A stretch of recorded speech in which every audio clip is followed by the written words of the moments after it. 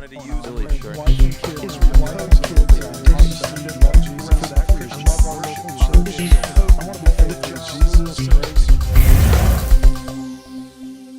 what led you to be part of this event? Well, I've known Tony Perkins for a number of years, and we actually co-authored a book together called Personal Faith, Public Policy, and I highly respect the work of Family Research Council and the other organizations that are partnering with this organization. So they're all about creating proper public policy that really will help the church both now and in the future. All right, and why the uniform? Well, the uniform was, I was talking today about shepherding our city. And what I wanted to do was make a analogy, draw an analogy between the aggressive side of shepherding, where you're a protector and defender of God's people and God's agenda in a particular region. And in order to do that, I have a dear friend who purchased for me a camouflage outfit from the Air Force. And so I wore it, and we started off our message saying, hey, folks, what ministry does this represent as it relates to the church? And nobody guessed a shepherd.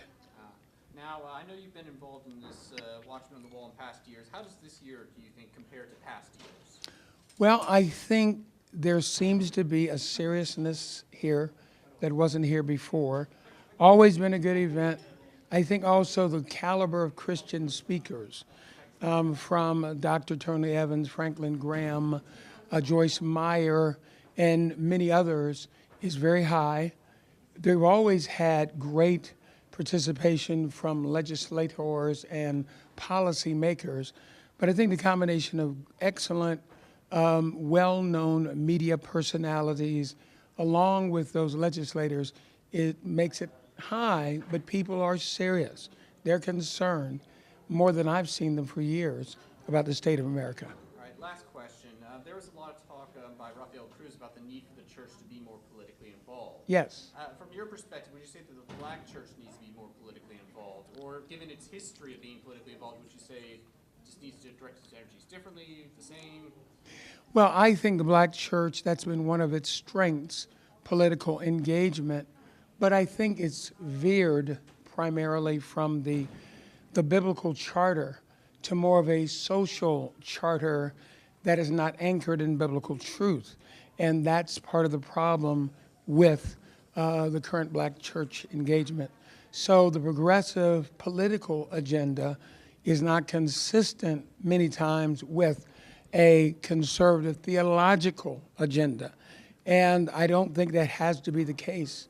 There can be a biblical basis for engagement that is compelling, and we're missing that now.